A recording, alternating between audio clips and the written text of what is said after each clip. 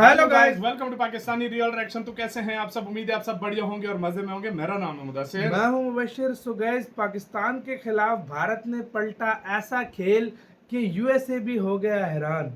तो भाई साहब, कुछ ऐसा खेल पलट दिया है। मतलब आपको पता है आज का कल थोड़ा पाकिस्तान भारत को इग्नोर यूएसए कर रहा है और पाकिस्तान की तरफ उसका झुकाव ज्यादा हो रहा है। तो मतलब ऐसा खेल भारत ने पलटा है उसके पाकिस्तान के खिलाफ। यूएसए ने किया क्या है भाई? पहले मतलब अचानक से हुआ क्या है? पहले पूरी खबर जानते हैं तभी भाई पता लगेगा कि हुआ क्या है। भाई हिंदी नॉलेज शो का वीडियो, इनकी वीडियो का लिंक मिल जाएगा डिस्क्रिप्शन में।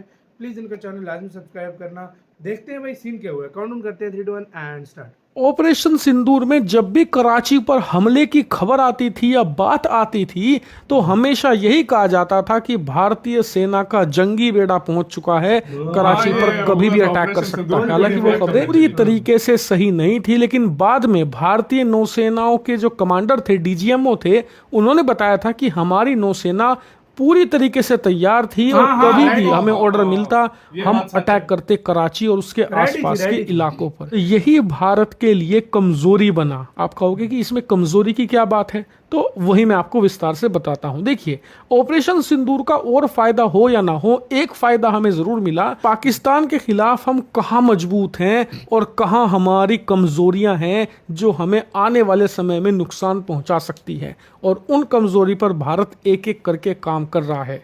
लेकिन एक कमजोरी ऐसी थी जो काफी लंबे समय से चली आ रही थी और इस पर ज्यादा ध्यान नहीं दिया गया, और ऑपरेशन सिंदूर में हमें यह महसूस भी हुआ, और उस कमजोरी का नाम था भारत का गुजरात बॉर्डर। दरअसल ये इलाका ऐसा रहा जहां पर हमें महसूस हुआ कि हमारी फायर पावर कम है। उदाहरण के लिए, गुजरात बॉर्डर से कराची और उसके आसपास के शहर काफी नजदीक हैं, लेकिन कराची पर अटैक करने की बात जब भी हुई तो बात होती थी नौसेना की। नौसेना जंगी बेड़ा भेज रही है, नौसेना आईएनएस विक्रांत भेज रही है। यानी कि ये बात सबको पता थी कि अगर कराची तबाह होगा तो उसके लिए हमें नौसेना के बड़े बड़े युद्धपोत भेजने पड़ेंगे। क्यों?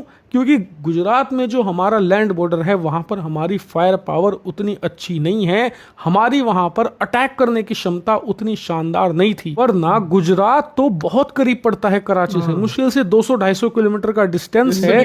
भारत के पास ऐसे बहुत सारी मिसाइलें हैं जो बड़ी आसानी से वो काम कर सकती हैं। इसके लिए आजादी के बाद से ही आज तक हम बड़े बड़े युद्धपोत भेजते आए हैं। बड़े बड़े यहाँ पर एयरक्राफ्ट कैरियर हमने रवाना किए हैं कराची को तबाह करने के लिए। वो काम हम कराची के लैंड बॉर्डर से बड़ी आसानी से कर सकते हैं, वो भी छोटी छोटी मिसाइलों से। उदाहरण के लिए, कुछ ब्रह्मोस मिसाइलें अगर आप तैनात कर दें गुजरात के अंदर, खास करके कराची के पास, तो आप कुछ सेकंडों के अंदर मिसाइलें फायर करके कराची को इतना तबाह कर सकते हैं कि पाकिस्तान संभल नहीं पाएगा। लेकिन जब वहां पर तैनात ही नहीं है तो फिर आपके पास मजबूरी में कोई ऑप्शन नहीं बचता। आपको अपने महंगे और अरबों डॉलर के बड़ी मेहनत से तैयार किए गए युद्धपोत को रिस्क में डालना पड़ेगा, उसे ही भेजना पड़ेगा। लेकिन अब इस कमजोरी को भारत दूर करना शुरू कर चुका है, क्योंकि रिपोर्ट आई है कि भारत अपनी मिसाइल बैटरीज तैनात करना शुरू कर चुका है इसी इलाके में। हालांकि जो लोकेशन है वो पूरी तरीके से सीक्रेट रखी गई है,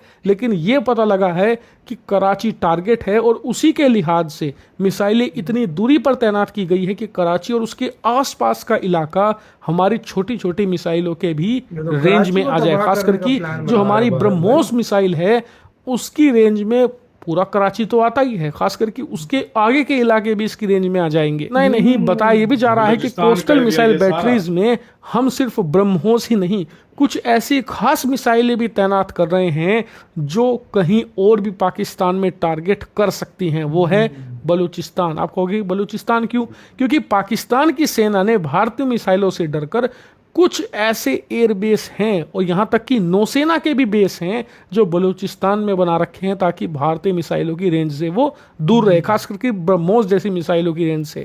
ऐसे में उसे टारगेट करने के लिए ब्रह्मोस भी है और कुछ और सौदा भी भारत ने तैनात कर दिया है। मतलब साफ है कि भारत अपनी जो फायर पावर है उसे अब कराची के पास इतना इंक्रीज कर देगा कि भविष्य में कराची को तबाह करने के लिए हमें अपने युद्धपोत, अपने शक्तिशाली एयरक्राफ्ट कैरियर नहीं भेजने पड़ेंगे, क्योंकि ये हाई लेवल एसेट हैं और इनका इस्तेमाल छोटे मोटे देशों के खिलाफ नहीं होना चाहिए। अगर आप छोटे मोटे देशों के खिलाफ इनका इस्तेमाल कर रहे हैं मतलब आपकी रणनीति में कहीं ना कहीं कमी है। इनका इस्तेमाल सिर्फ चीन जैसे देशों के खिलाफ ही किया जाए, वो बेटर होगा। पाकिस्तान को हम मिसाइलों से डील कर सकते हैं और हमारे रणनीतिकारों ने इसे ध्यान में रखते हुए इसी रणनीति के साथ आगे बढ़ने का यहाँ पर तय किया है और इस पर काम जोरों शोरों से जारी है। भविष्य में कोई अपडेट आएगा मैं आपको जरूर बताऊंगा।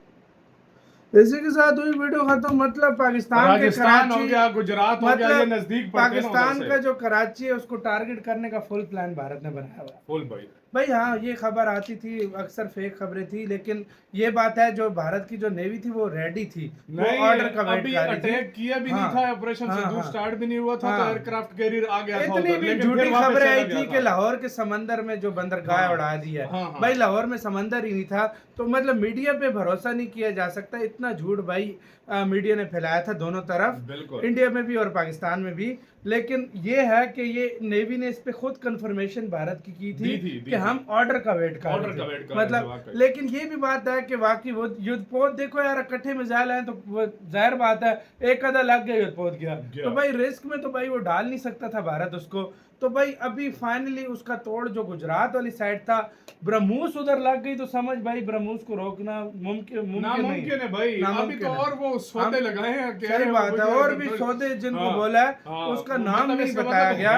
मतलब वो कुछ हैवी चीजें लगी हैं, उनका नाम हमें मतलब कहीं पे भी नहीं है, सौदा उनको बोला जा रहा है। तो भाई साहब ये काम जो है फुल भारत आगे की तैयारी कर रहा है। मतलब अगर फर्ज करो ऑपरेशन सिंदूर 2.0 हुआ तो फिर पाकिस्तान की हर सिटी अगला मुझे जो लग रहा है ना, अगर अगला कोई इस तरह हुआ ना, बहुत बड़े स्केल का युद्ध होगा, बहुत बड़े। मैं अभी से बोल रहा हूँ, कुछ पाकिस्तान को जो कुछ पाकिस्तान की खामियां थी वो पाकिस्तान भी सुधार रहा है, और जो भारत की थी वो भारत सुधार रहा है। ऐसे तो भारत की एक बात बोलूं, अगला अगर हुआ, अगला युद्ध हुआ तो फिर ये पूरे पाकिस्तान में फैलेगा। जाहिर बात है भाई, जाहिर बात है भाई। हम पहले तो इंडिया ने हम तो डरते हैं यार, बच्चे हम डरते हैं कि भाई साहब पिछले दिनों मुझे तो ख्वाब में भी आया युद्ध हो रहा है, भाई ये चीजें बड़ी खतरनाक होती हैं। तो भाई यकीन करो, बस वो कहते हैं ना भाई, आ जाता है जो चीज चल रही हो माइंड में आ जाती है। नहीं वो जो चीज हाँ ना भाई, जो चीज माइंड में चली हो तो ये आ जाती है, वो माइंड में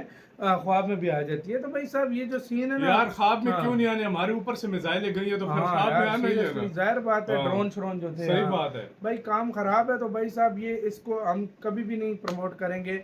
हालांकि दोनों अब देश एकदम, कभी वो इंडिया नोटम जारी करता है, कभी पाकिस्तान कर देता है, कभी इंडिया युद्धाभ्यास करता है, कभी पाकिस्तान। मतलब तैयारी दोनों कर रहे हैं, कुछ ना कुछ। अब पता नहीं क्या होता है, होप फॉर द बेस्ट कि कुछ ना हो। आपकी क्या राय है बताना, अपना बहुत ज्यादा ख्याल रखना तो है।